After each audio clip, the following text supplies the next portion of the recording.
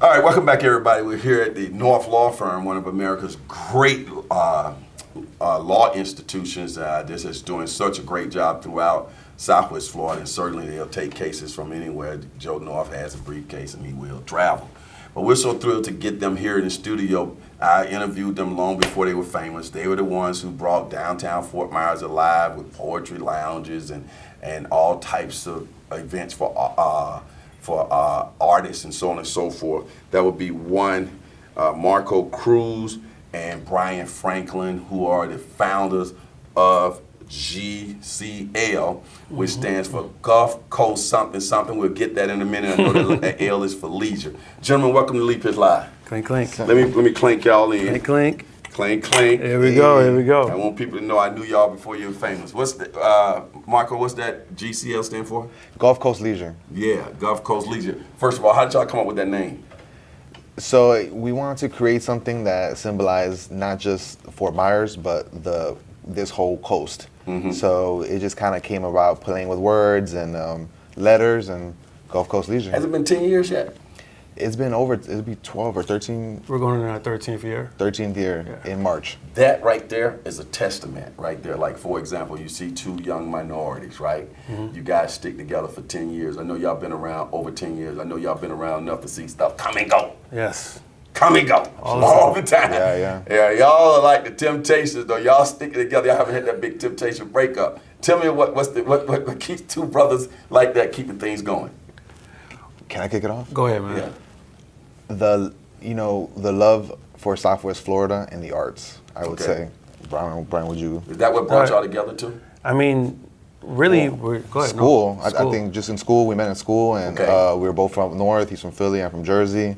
So we kind of just kicked it off that way, and we were both minorities in the school, and we just kind of found each other. I knew this guy since I was 14. Right, so expound on that though. Don't keep throwing it to him. You need to talk to him. I mean, I know. What school, when, where? So we both went to Bonita Springs Middle School back in the day. Okay. You know, I had hair, afro. It was a beautiful time. That was, that was at the beginning of hip hop. That was the beginning. It was early days for us. Yeah. And we grew, and what's similar between both of us is that if we see a need, we're not afraid to fill it. So over the years, you know, we do the partying, do all the young people stuff. I myself, I'm not really too much of a clubber and things of that nature, but I know I love people and I love the arts. And he has a passion for the area too. So instead of complaining about, there was a complaint about what there wasn't to do in Southwest Florida all the time. You know, Cape Coma, Fort Misery, all these nicknames that were like detrimental to the area. When really it was just people who all agreed that we should do something. Well, 10, 12 years ago, he and I just said, let's do something. Instead of waiting on somebody else to do it. Exactly. Oh yeah. And that's pioneer spirit. And the beauty is that the market wants it. When you create it, if you're not afraid, and you find out, well, we're not the only people who are thinking this, and if you make it, they'll come. If you build it, they'll come. And so you guys may not realize this, that I was anti-social media. I didn't even know what it was. I mean, it's like it wasn't in my world because I started television before social media was even invented. I started television before there was such thing as the internet and before there was such thing as a website or email. Back in 1991, none of that stuff really existed. So I wasn't into Facebook or any of those things. But when I finally got into Facebook, I think about 7, 8 years ago, one of the first things that I could care less about all that stuff. I do it now just to post a picture or something. I got a TV show. So when I was in my early stages of cruising Facebook, I saw GCL. I'm like, well, what is this? What's going on? That's how I first interviewed you guys first time. Like, all these people out having a good time. They're having a good time. That's here now? And then that's when I reached out to you guys. I think the first interview I did to you guys was about like 8, 10 years ago, you might recall. I think y'all came over to Hodges University. Yes, we did. That's when they named the student union after me back in the day. But y'all came over and I interviewed you guys. But I never told you, Brian, or you, Marco, how I discovered you guys. No. It was just this was great. Tell me, what was I looking at 10 years ago when I was looking at those images that were on social media? What was going on? You guys were you at the Sidney Barn Davis Art Center at that point? Yes, we've been at the Sidney Burn this whole time. We started off in Cape Coral at a bistro, small lounge type setup. 2 months in, 3 months in, we had to move to the Art Center. So we've been at the Art Center ever since. And I guess what you would see is a very diverse crowd. You know, an opportunity to see young, old, middle, and all different type of generations and groups and cultures in one space, sharing a moment together. Now you guys are a brand. It's like you don't have to market it as much. Remember in the early days, I want you to tell me about the early days when you were pioneering and you didn't even know if anybody would show up and what that feeling was like when people started coming through the door after a while. Because people think you can just snap your finger and stuff happen. Like they just think I can snap my finger and draw 300 people to leave his live after work, but that was the early days when I had to get people into the mindset of what I was doing in the daytime, bringing people out. Go ahead, talk about the early days of GCL. So it took vision, and it took consistency, and you just had to have the audacity to think that you can do something different, and that the thing that you're doing may not already be on the top of people's minds, but you make it to the top of their minds. So we're handing out flyers, we're doing pop-up shows at FSW, we're doing nonprofit events for the Heights Foundation or for the Q. We're showing up anywhere that would let us be there, whether it was free or we're getting paid for, and we're doing everything we can to say, hey, there's this thing here that you really should be a part of. We don't want you to miss out. And anyone who's ever come across our path has fallen in love with what we do. And then you do it so consistently. And I was telling him the other day about this. We do it so consistently. It never stopped. So you can have a person go through a life change or go on vacation and move and come back, and they want to know that you're still there. So some of the biggest places are like that. And then keep that consistent time frame. Is that important too? Absolutely. That people know that on this Wednesday night or whatever it is, y'all will get into that. That we're gonna have something from GCL. And I said we're going to have something from GCL. I know y'all do a wide range of things, but it all falls under GCL. Yes. Okay, go. Explain. So we started off doing 12 shows a year. So every month we would do a show. Typically it was the third Thursday of the month. Sometimes it switched. Some years we did it the fourth, depending on the art center, their scheduling or something like that. We tried a Friday one time because art walk and whatnot. But typically it's the third Thursday of the month, unless it's a holiday or something going on. So being consistent with that time frame was important to us because we wanted people to associate, oh, what week is it? Oh, let's go, kind of like art walk or music walk. It's the first Friday or the third Friday. And with that, it creates that momentum, that stability that a community who's never had anything like this before can appreciate. Who's the audience? What is people are looking at us all around the area and on social media. What can they expect? What is it? I know I've seen people singing, I've seen people dancing, I've seen people doing spoken word, I've seen vendors all around the wall. Well, so it's interesting because art and poetry, which is our main event, we talk about it so much that you think, it becomes like the Beyonce of the situation, but we have a very talented cast and group of events wrapped around it. So we touch with every facet of life. Art and poetry is a melting pot of creativity. Singers, dancers, all everything that you can imagine. So we could have a 16-year-old rapper and then a 76-year-old comedian perform at the same show and get the same amount of reception and love. And they step off stage and just feel like Apollo. We want that Apollo feeling, right? At the same time, we support small businesses by having vendors, whether it's arts and crafts, t-shirts, nonprofits. We give an opportunity for them to speak and share their message. So they're not just sitting there, they actually speak on the microphone. And then you create this ecosystem where everything works out all in one place in a safe environment. But then we also have events like, if you don't mind me mentioning, Sancocho Sundays. Sancocho Sundays, he made it, but that's my baby right there. What is it? Sancocho is an opportunity to get salsa with it. No, we do it on every other month. On the first Sunday. So it depends on there's now a set schedule for that just yet because of the art center scheduling. We for example, we have one in February. It's to be on the rooftop. But Sancocho Sundays, it's a family event. It's a brunch. It's an opportunity for you to bring your family out and have a good time in a safe environment, which is the art center, which is what we've put together. And you get to dance, you get to eat music, and you get to experience a band, a DJ, and being Latino, we all, wherever you're from, Caribbean or South America, you have some type of plate that brings the family together.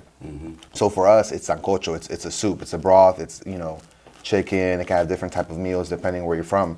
With that, bringing everybody together, there's no place here where you can have your grandma, your kids, and your wife and somewhere safe and be like, hey, I feel good, I look good, let's dance. All you can eat if you want it and just dance and be in a comfortable environment. But I see the beauty right here in the fact of the diversity, right?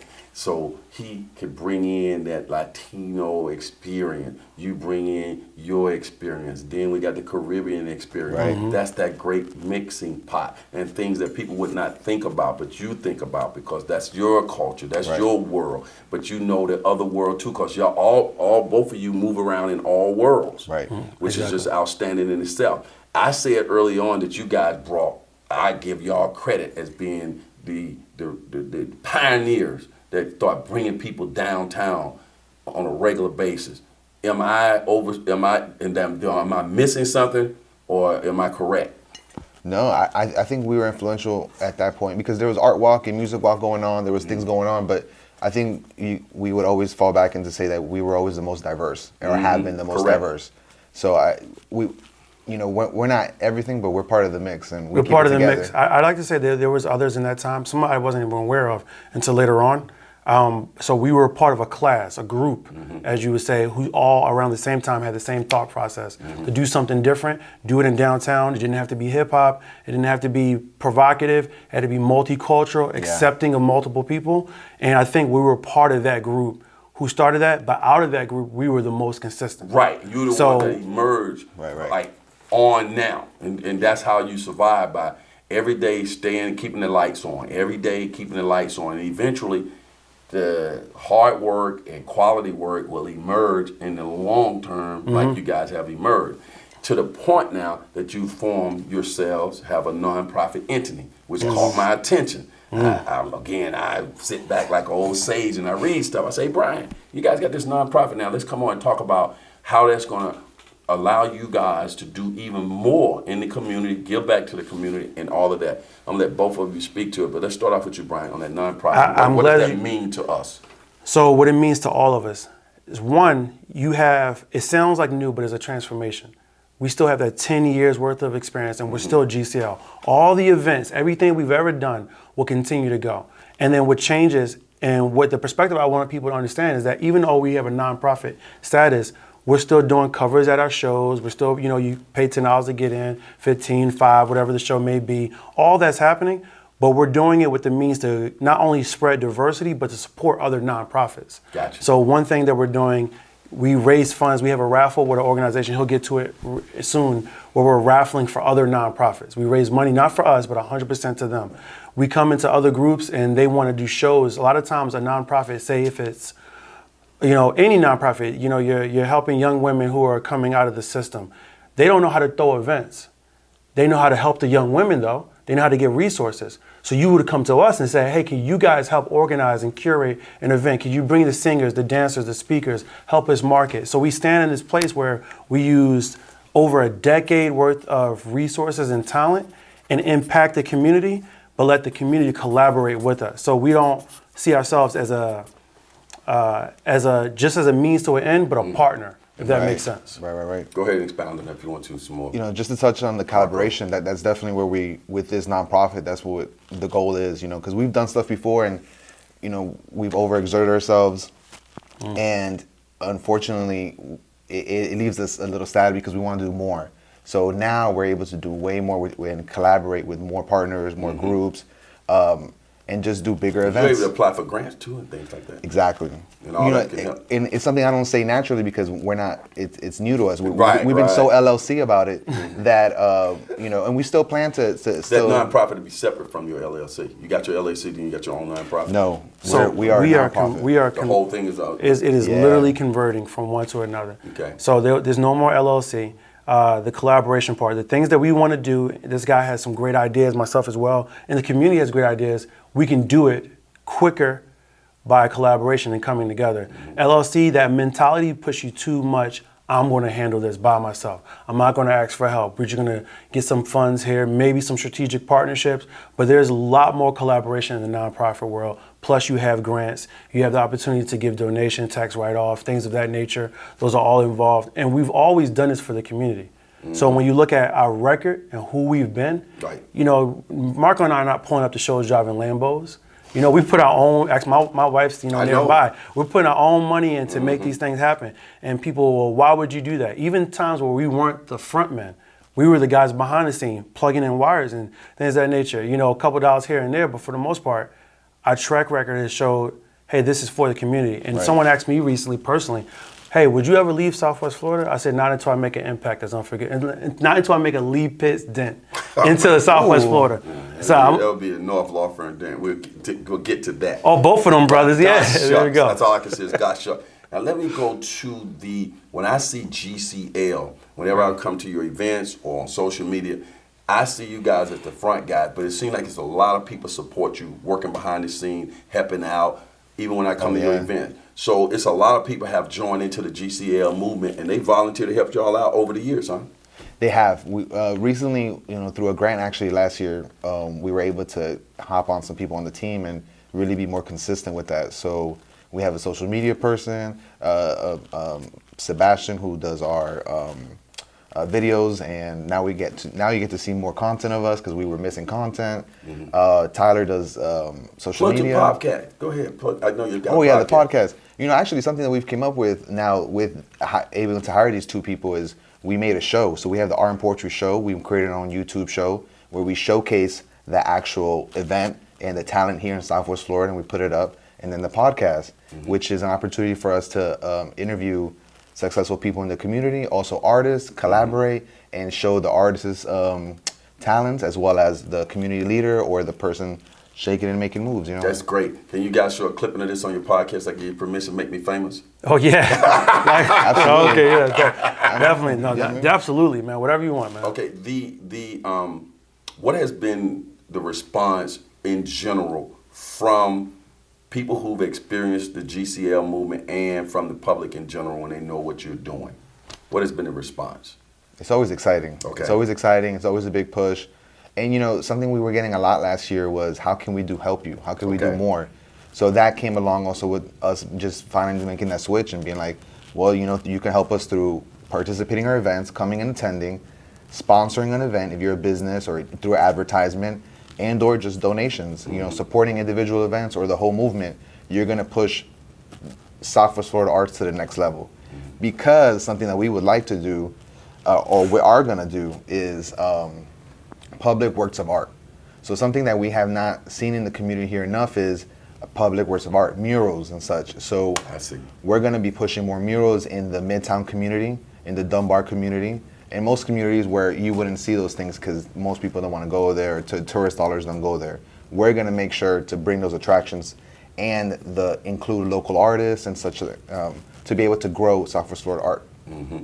Early on, you mentioned that both of you were from out of town. This is a thread that I'm noticing. People who coming in from out of town see things that could be, and they go and make them happen.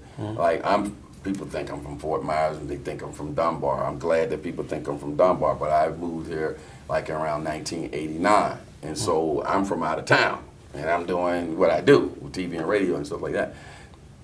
But you'll find that people who come here from out of town are looking for stuff to get involved in. When I go to your GCL, I don't recognize a lot of those people. They're not local. We got some of the locals, but you have people coming from all over just looking for something to culturally to get involved in. Go. Well, I actually feel that there's a healthy mix of people who are originally from this area as well as out-of-towners. And when you come from somewhere new, everything is typically moving fast-paced. And it's kind of like seeing a young person after a couple years, you're like, man, you got big. You see what they can't see in themselves.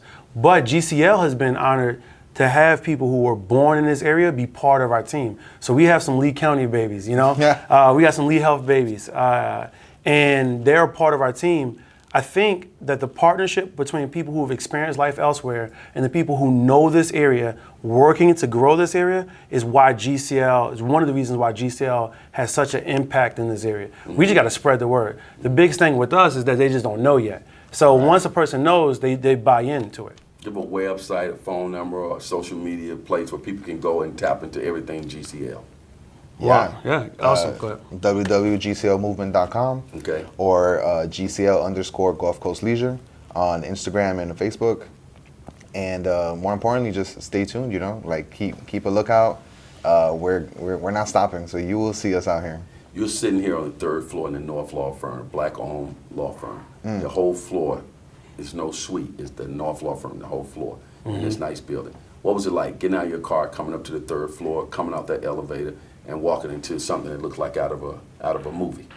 Talk about Joe North and the North Law Firm. Man, so Joe, they've been supportive of you too, right? They have, and I wanted to mention that. Like for us to be here today has been people who love and show love for not just us but the community, and have poured into us through their words, their actions, and through finance, and sometimes just existing. Yeah. So coming up to this building, even if I've never met Joe before, even if there was no interaction, the impact of going, that is a man of color. That we went up on the elevator. We went up on the elevator, right? And I'm just saying how crazy it is to be in a place. It just touched I was telling my wife, it touches my heart to be, whether he set out to do that or not, or you set out to do, y'all were just taking action.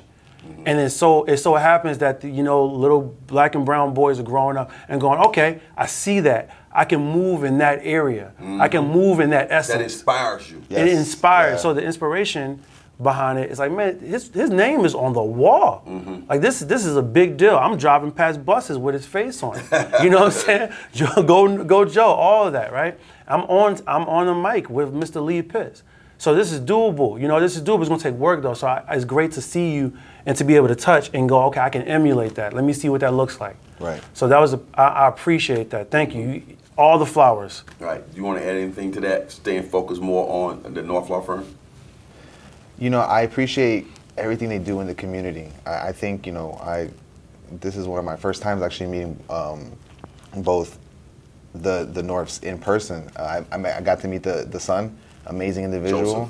Joseph, like, really brought the energy. This is your first time meeting him? We did a podcast in person. I mean, we've shaken hands and stuff before, but formally, So it felt good. The same energy that I see them put out into the community, I received when I walked in, which is like a very loving, caring, and like, hey, we got your back. We're from the area. We want to do more for you. Authentic. So very authentic. That's the word. Yeah. Okay. Absolutely. Well, you guys got something to aspire to. And, maybe one day when I grow up, I'll be like Joe North too. And just keep on, plugging away and keep making me proud, because I'm happy to be able to say I knew Joe before he was famous. I knew you guys before you were famous, and that's how it works. And then everybody just keep helping everybody, and we make Southwest Florida a better place to work, live, play, and do business. How about that? Yes. Well said. All right. So remember, for those who say it can't be done, they're usually interrupted by those like these fine founders of GCL who are doing it. And Miami might have the oranges, but GCL has got the juice. All right, we'll see you. Lee Pitts Live is a Lee Pitts Enterprise production. Hello everybody, this is Lee. I'm so glad that you watched that particular show, and if you enjoyed that show, we got other shows like that. Just subscribe to our YouTube channel, watch Lee Pitts Live on demand anytime, and also hit us up on all our social media platforms. Just type in Lee Pitts Live, and there you go.